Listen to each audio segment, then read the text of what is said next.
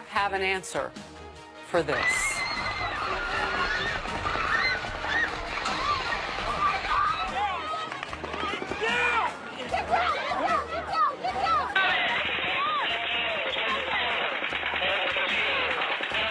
Today, police issued the final investigative report on that October massacre in Las Vegas, saying the case is now closed with this frustrating and mystifying result. What we have not been able to definitively answer is the why Stephen Paddock committed this act. Without a manifesto or even a note to answer questions, the totality of the information that has been gathered leaves us to only make an educated guess as to the motives of Stephen Paddock. No more suspects, no more arrests, and no answers. In prime time, I'm Harris Faulkner in for Martha MacCallum. 10 months after the deadliest shooting in modern U.S. history, Las Vegas police say they will never know exactly why. 58 people lost their lives and hundreds more were injured. For days, the gunman Stephen Paddock methodically stockpiled his room on the 32nd floor of the Mandalay Bay Resort and Casino, with more than a dozen guns, some modified to fire in rapid succession, some loaded with tracer bullets, so the killer could see exactly where his shots landed in the darkness. And October 1, the reclusive high-stakes gambler opened fire on the popular outdoor music festival from the 32nd floor of that resort. 58 people killed, injuring hundreds. The festival was attended by 22,000 people. Lisa Fine was one of them, and she watched that news conference from Las Vegas, the sheriff today. She says one particular moment left her and her fellow survivors outraged and upset. She'll tell us why moments from now. First, though, let's go to our correspondent, Jonathan Hunt, who's in our West Coast newsroom with the details of this report. Jonathan? Good evening, Harris. For those who lost loved ones or who survived that terrible, traumatic night, it is a disappointing end to a 10-month investigation that has left us no closer to uncovering a motivation for the massacre. Paddock opened fire, as you said, from the 32nd floor of the Mandalay Bay Hotel, killing 58 people attending that concert. He had spent several days bringing in an arsenal of weapons and ammunition to the hotel, but as seen on this security camera footage, nothing about his luggage caused alarm among hotel employees. And while he had complained to friends about feeling constantly in pain or fatigued, and his doctor described him as, quote, odd and possibly bipolar, nothing about his behavior raised any red flags.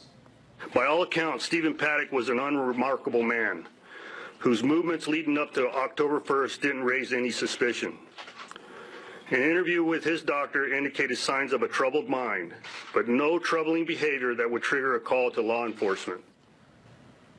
Paddock was a high-stakes gambler whose bank balance had dropped from $2 million in 2015 to $500,000 by September 2017. He had paid $600,000 to casinos, $170,000 to credit card companies, and had spent $95,000 on weapons and ammunition.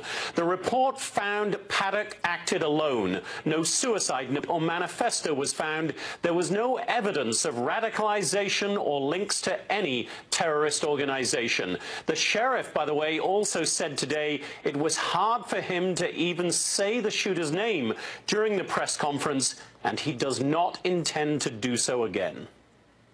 I don't want to remember this individual. I will remember the act and the victims, but I will not remember the suspect. The families of those who died and the survivors will likely also try to forget the killer while always remembering the 58 people whose lives he so brutally took that night. Harris? Jonathan, thank you very much. Let's bring in now one of the survivors of that shooting, Lisa Fine. She's also the co-founder of Route 91 Strong, a nonprofit organization set up to help raise awareness and gather resources, I know, Lisa, to support victims, survivors, and loved ones impacted by the horror that night. You know, we talk often about that particular night and surviving, but I understand from today you felt a different kind of pain and outrage. Why? Yeah, completely. The last couple weeks have been unbelievable. And many of us are completely outraged because in the beginning of the week, we found out that MGM is suing the victims and survivors, even dead victims from this tragic, horrific event. And now we've got a potential of guns that are printed by 3D, where they go undetected by, radar, metal detectors. And now we're never going to know what happened. It would be nice to have some answers. It was a war zone, most horrific, tragic event of my life, and 22,000 people had bullets raining down upon us, and now we have no idea why. I want just to step back for a second, because our audience may not know every detail of this every moment, and just remind everybody why this lawsuit is happening by the owners of Mandalay Bay Resort and Casino, MGM, as you said it. They are trying to indemnify themselves against lawsuits by saying that A, this was a terror act, and B, it's just too many people who are coming forth to sue. And so the legal mind says, well, do you preempt all of that just by suing first? So just to get that out there, I know you're very angry. I know the victims don't understand this. It's a legal ploy. But let me ask you this about what you learned today. Was there any closure in knowing more about this man, Stephen Paddock? They described him as someone who had, a damaged mind. Clearly, he had a damaged mind. None of us know where that came from, but I really was counting on some answers, more than what we have gotten. And everybody is outraged. I have survivors contacting us left and right. We have thousands of survivors that are in support groups that we are in contact with, and our main focus is to raise funds for these survivors that are literally in the darkest days of their lives. But now there's no answers, and it is something very unsettling. I mean, I have a lot of questions. I'd like to know what happened for 51 minutes before they got to him. Why was he not taken down immediately? You take a chip off one of those tables and somebody is on the ground. The fact that he carried 26 bags of weapons into that hotel will forever haunt me, because I had bullets 6 inches from my head while I listened and watched people in horror and agony being murdered in front of my face. It was a war zone. Lisa, as we try to get answers, I'm taking notes on what you're saying, too, because legal experts aren't finished yet either. I'm about to interview one of them, and it's helpful to know what some of your questions are and from your perspective. I know with that many people in a crime scene, it has taken some time, but there was a little bit of surprise that it hasn't even been a year yet. And sometimes with shootings like this, and I know each one is individual, sometimes they'll tell us, oh, it'll be years before we ever know. So that's one of my questions. How did they get here this quickly? God bless you and the survivors and all the families of those who are missing loved ones because one monster decided to open fire high into the sky and rain bullets down on you. I'm so sorry. Yeah. Well, and it happened 3 years prior that I know about, and it was thwarted by a maid that went into the room. So they were aware that this could happen. And why are they suing the survivors instead of maybe helping survivors? There are people that contact me that say they will never, ever use MGM hotels again. They will never have anything to do with MGM after what they've done. For humanity's sake, I don't know who suggested that they go after survivors like this. Yeah. It is a tragic, tragic loss for all of us. It's like a punch to our soul again and again. I know you were hurting. Lisa Fine, thank you for being with us tonight. Let's bring in Mark Furman, former LA homicide detective and now a Fox News contributor. So, Mark, you've heard some of those questions. Let me just ask them again. I think they're compelling. What happened for the 51 minutes that it took, reportedly, for authorities to reach the room where this guy was firing? What are your thoughts about this report? Well, first, the report wasn't very surprising. I think everything, including corroborating his mental defect, was going to be pretty obvious. There was never any evidence of a second shooter. He acted, and all the evidence pointed to him acting alone. That didn't seem surprising at all in the report, and it was very complete, very extensive. And I think to answer your question about why so much so soon, is they made it a priority and they put a task force on it and they got it done specifically to get the information out. But when you talk about the 51 minutes, we have to say first, we keep repeating the 32nd floor. You don't know exactly where the shooting is coming from exactly. You may see an open window, you may see fire from that window, but you don't know how many shooters you're dealing with, and you have to tactically approach that. You have to get the right people and the right equipment to breach doors and to actually get to the location. Actually, 51 minutes from the time the first shot was fired is probably pretty reasonable considering the tactical situation that was there. Wow. Once they knew where he was, I think we're talking about less than 20 minutes before they actually closed in the location. I'm not surprised by that. You know, having you revisit that, I don't know that it will help the victims like Lisa Fine, those survivors, if you will, but reminding us of the task at hand from a detective's perspective, I think, is very helpful. Here is the Sheriff Lombardo from earlier today that really brought the news where we are tonight, and that is searching for why a monster would do this. Let's watch together. Was this terrorism? Well, that depends on the definition. If you look at the state definition, it would fall within that aspect. If you look at the federal definition, no. I would personally call it a terrorist act. It had an influence on a certain demographic of people intended to cause harm. The sheriff today talking about that they will not definitively ever know why Stephen Paddock did this. And, of course, you heard him talking about terrorism there. I do want to get your thoughts on this because Lisa Fine and other victims are very upset about how MGM could legally move. And we don't have to get into the legalities of it. But this back and forth about terrorism, isn't there just a definition? Well, there's a definition, Harris, but we seem to, if we can associate a foreign-born or a foreign immigrant to this country to a religious radicalization and then the same act, then it is automatically terrorism, and we don't even question the motive. But when it is an American-born, non-religious associated person acting alone, we somehow do not see this as terrorism. This is clearly a terrorist act, as is any gang member that opens up on a crowd. That's a terrorist act. But to actually split hairs and not call this a terrorist act is kind of foolish. It is probably one of the most ultimate terrorist acts that you can actually prey on people at a concert such as this. Mark Furman, looking at it all, October 1st, 58 dead, hundreds injured, the worst modern-era mass shooting that we have suffered. Thank you for your expertise.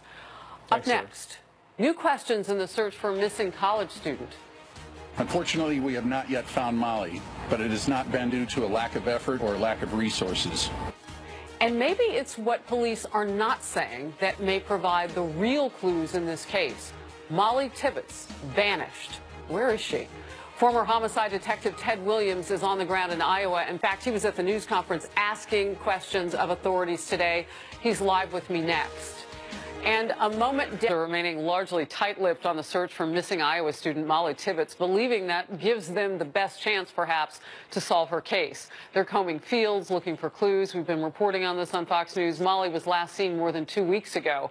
Police now say they believe they have a solid timeline in her disappearance, but are refusing to answer questions about any physical evidence that may have been found at this point. Some 30 to 40 investigators are working on the case daily. That's what we've learned today. Meanwhile, the reward for information that brings Molly home has reached $220,000. Ted Williams is a former homicide detective, attorney, and Fox News contributor. He was at the news conference in Iowa. And Ted, I've been listening to your questions the last couple of days. You have a very distinct voice. So I hear you in the crowd of questioners. Is there anything at this point that doesn't ring true in all of your experience about this case? Well, there's absolutely really nothing that that does not ring true, Harris. But I can tell you The community itself is very engaged. Every man, woman, and child that I've run into in bringing Molly home. And when you go to a press conference like we went to today, the community is listening, and they are hoping that they would have been given more information. And I've talked to numerous people out here, and there is that kind of frustration here on the ground that law enforcement was not able to give more information today. Well, you know, when you look at this town, the last census, they had fewer than 1,500 people. I mean, this is the kind of town, Ted, that you actually could say people know each other. And so when I ask you about certain things not ringing true, I watch these news conferences. I watch the frustration, but I also see a certain calm. Does that indicate that they know who they're looking for? What is the mood like on the ground? Well, Harris, I think you're right on the mark about what law enforcement may know. The mood on the ground here is that you've got these law enforcement officers who are working 24 hours a day to try to bring Molly home. And what has happened is you've got the state, local, and federal agents working out here, and they have put together a psychological profile.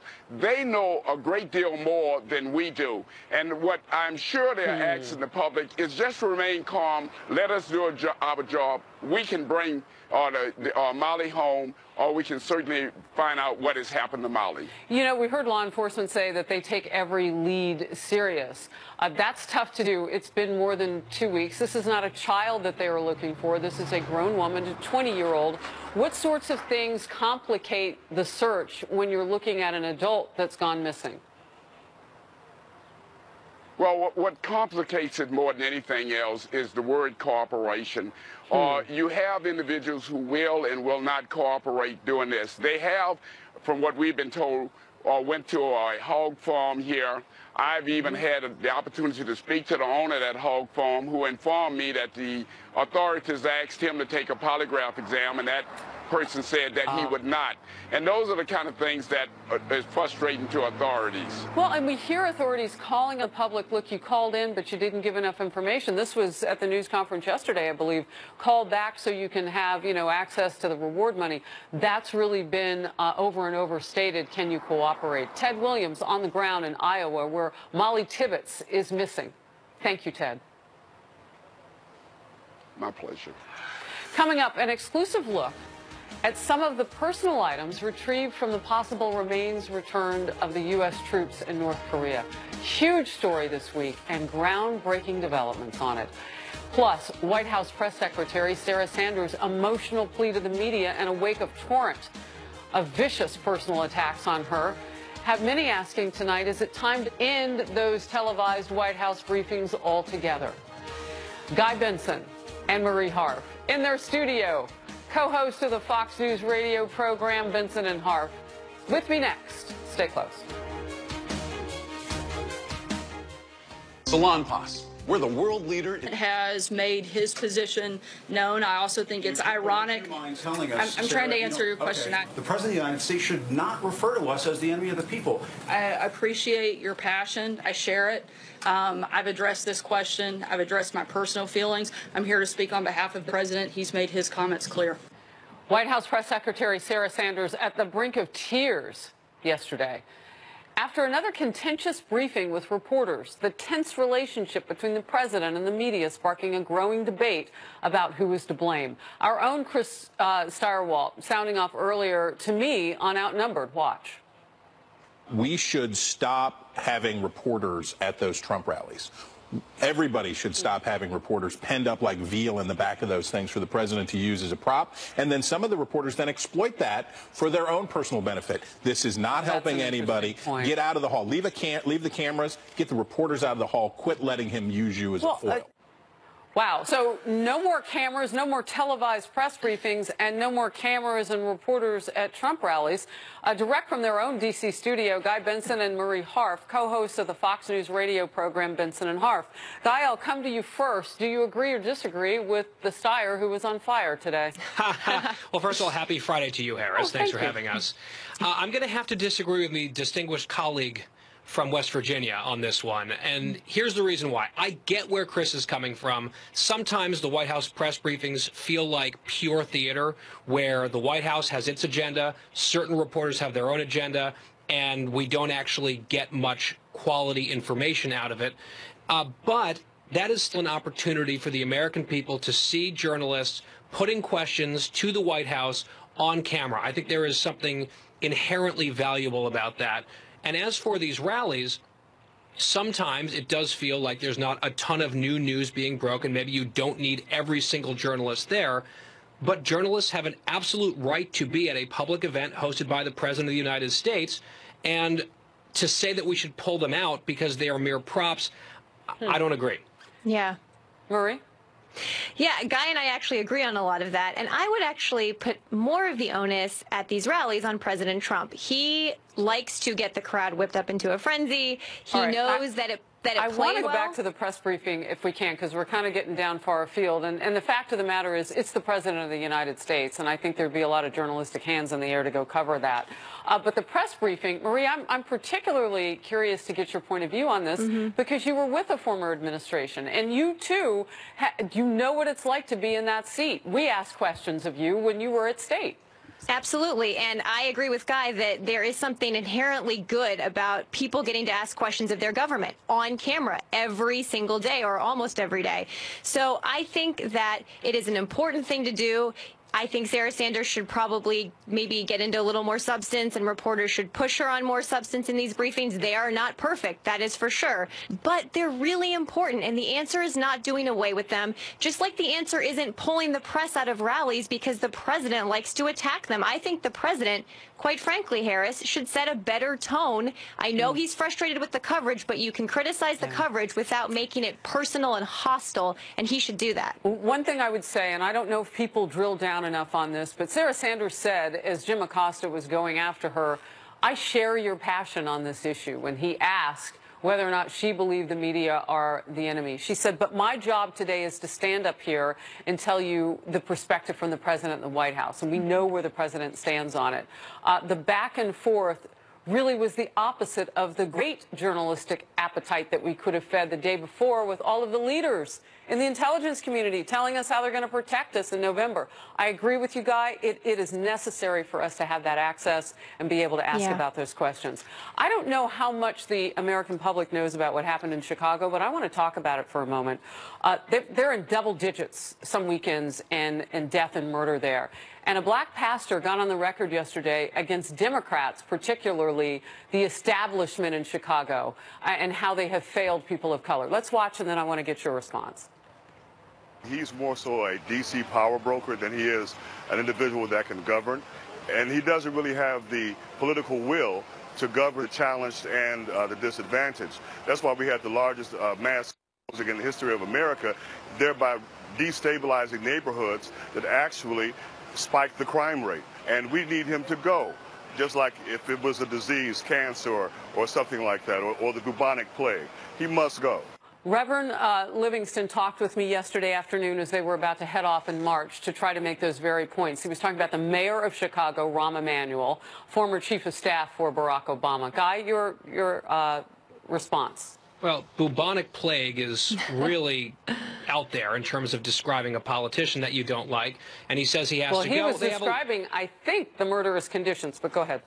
But he was saying he has to go, speaking of Rahm Emanuel, and we have elections for this. Right. Look, there have been really, really terrible spates of murder and bloodshed in the streets of Chicago for a very, very long time. I understand why there is additional political upheaval over this ongoing tragedy in that city. And it's very clear that there is a rift in Chicago politics right now between the mayor, a more establishment Democrat, a more of sort of a national profile, as the pastor said, and people from these communities who are fed up with what's happening and want change.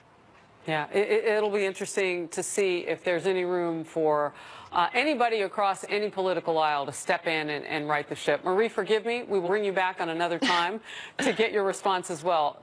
Guy and Marie, thank you. I know you're about out of a commercial break, so go back to your show.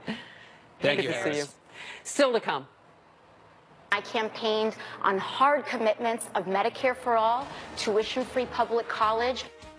But despite all the buzz about the rise of socialism and the Democratic Party, you might be surprised at how that's actually translating with voters. Plus, an thanks for your service and sacrifice. And we say to you, as one people with one voice, welcome home. A powerful moment you saw live right here on The Story this week. And now we have brand new video obtained exclusively by Fox News of artifacts recovered from the 55 boxes of possible remains of American troops from the Korean War.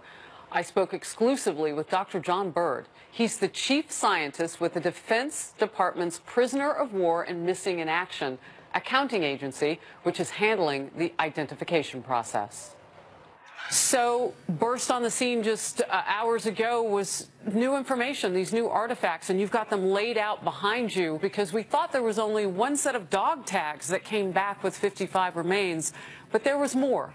What else is there? Yeah, this is material that is typical of what we find on battlefield sites in both North and South Korea, where we've worked in the past. And these are military issue items such as boots, gloves, canteens, mess kits. You see behind me a steel pot helmet that was typical of what was used during the Korean War. Part of a mess kit, a scabbard from a bayonet, and a damaged canteen, and behind that is a canteen that's still in actually pretty good condition. Wow. So these are typical of the kinds of things that we find on the battlefields. So we would call that kind of, extra evidence, if you will. But what you drill down on as a forensic scientist could take months, could take years to identify the separate sets of remains.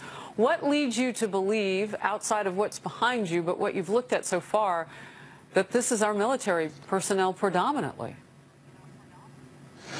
Well, when we look at the remains themselves, we as anthropologists, and we had 4 forensic anthropologists go into Wonsan to receive the remains from the North Koreans, and then we had additional forensic anthropologists from South Korea join us at Osan afterwards to do a forensic review of the remains. And what we look at are the size and shapes of the bones, which give us indications about ancestry. And so when we see bones that are, for example, larger and of certain shapes, then we might recognize them as being more likely of European or African ancestry. And when we see bones that look like they're European or African ancestry, that gives you a good clue that they're more likely American than anything else. How is it that they've been preserved at all? I mean, I've had people come up and say, if you get to talk to any of the forensic anthropologists, can you ask them how it's even possible, short of a miracle? What is the science of that? Well, the hardest tissues in the body are the bones and teeth, and bone is actually pretty durable, and teeth even more so. And so if you're in an environment that's conducive to preservation, and the Korean Peninsula is actually not a bad environment for preservation, generally speaking, then we do expect to find bones and teeth still in existence on the battlefield sites where recovery wasn't done back during the war era. If you go to other parts of the world, say Southeast Asia, Vietnam, Laos, Cambodia, the preservation is far worse there. Those conditions are more severe and really, really difficult for preservation. But the Korean Peninsula, particularly North Korea, has actually been pretty good for preservation over the years. And one of the primary reasons is they have a very cold winter. Yes. There. A long, cold winter is good for preservation. And I hear the comparison with Vietnam. It's such a wet, hot climate, so we understand that. I'm just curious now about what the journey ahead is for you to figure out who is who and to add closure to so many families across the country. 55 sets of remains, some 7,000 plus we're hopeful to get that we know of the missing and the prisoners of war. What is the journey ahead like, and how long do you think it'll take? Well, we have really a better way to put it is we have 55 boxes that have remains in them. We're not sure yet how many individuals this will turn out to be. And in the past, we've received large numbers of boxes of remains from North Korea stretched over many years.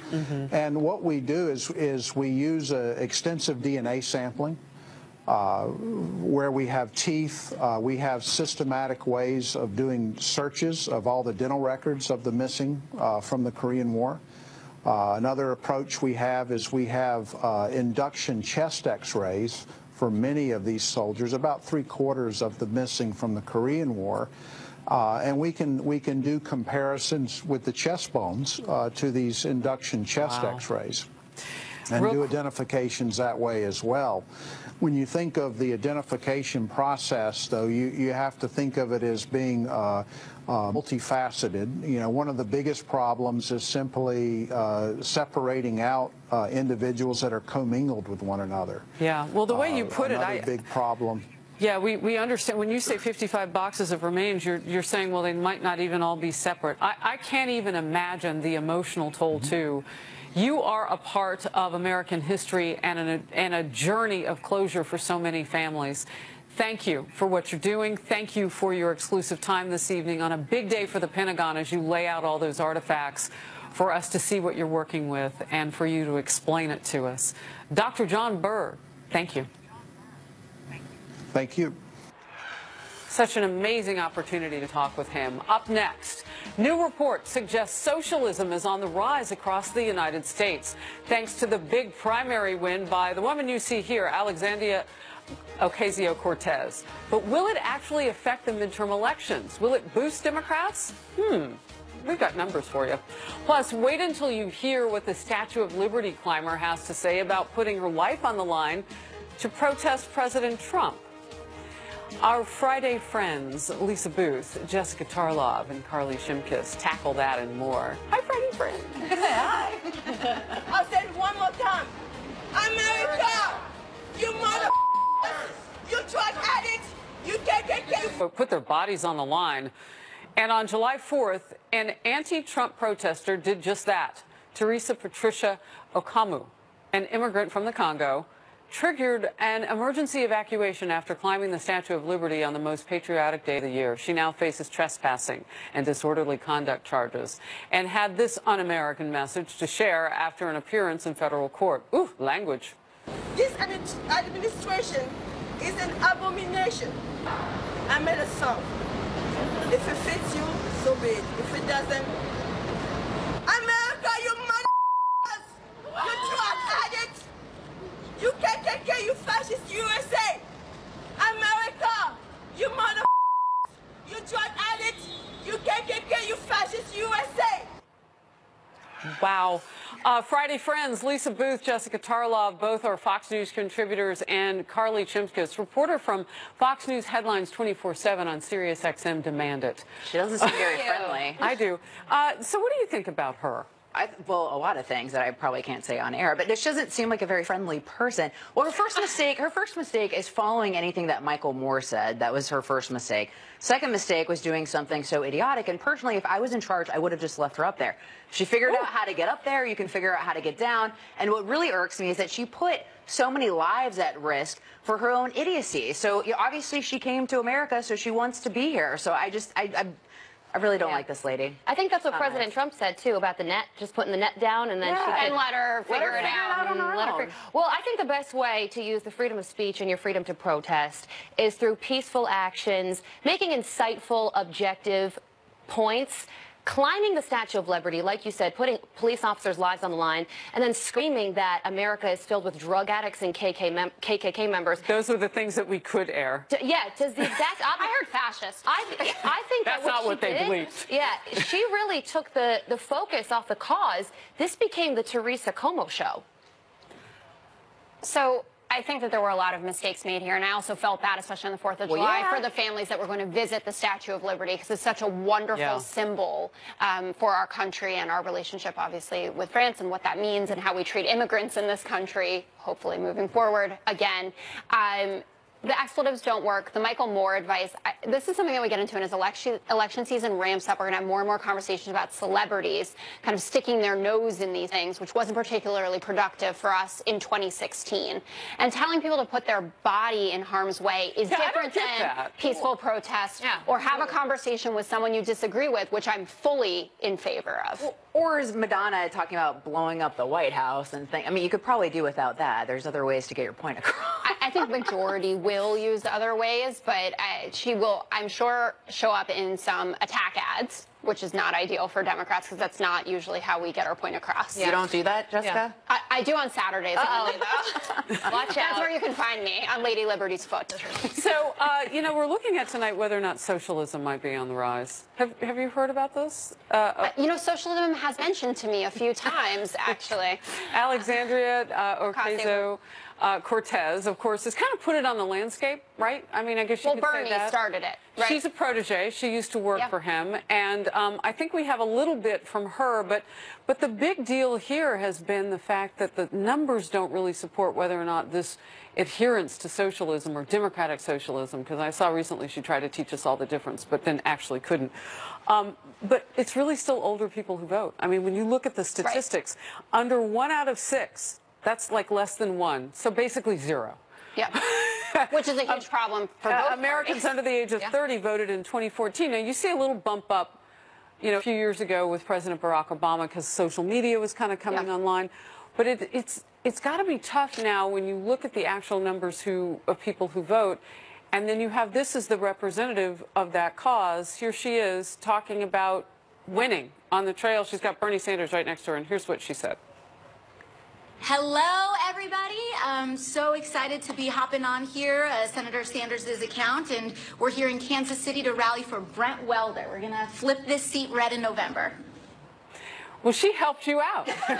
She's going to flip that seat red. Uh-oh. Take the endorsement. Thank you very much. My point with this is... Well, my broader concern is the fact that you're seeing these different groups pop up on college campuses. So clearly this is, you know, some sort of fad. And it makes me question our education system, question, you know, these students' ability to really take a look at history and take a look at some of these different policies. And all you have to do is look at Venezuela, where the Venezuelan president has said that basically those policies are to blame for Venezuela going from being the richest country in South America to now basically being on the brink of bankruptcy and financial ruin. And Alexandra, even herself, was incapable and unable to explain how her policies would pan out into any sort of real terms financially. She couldn't even explain how they would be paid for. So this is supposed to be a friends section, but I think Jessica won't agree with that. I actually agree with a lot of it. I'm pretty down on the Dem socialist movement because I think that they take... You're not down with that? No,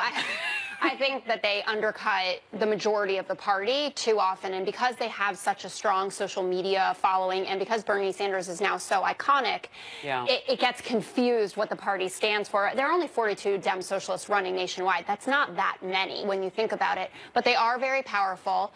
Older people do vote, and I think it was a poll that only 19% of Democrats were interested in being a socialist party, which it's not at all what you would think if you watched some of these clips. And I do think that young people are passionate about certain issues. This is obviously more young people are Democratic Socialists than older people. They're passionate about gun control, abortion, immigration. But registered voters in young, they'll register to vote, but they might not show up to the polls. And that's why this is really not going to pan out for those young people. Right. All right, stick around. All right. Up next, the great goat escape. Just because you should see it. Dozens get loose and become the new kids on the block. Oh, you can't make it up. The story right after this.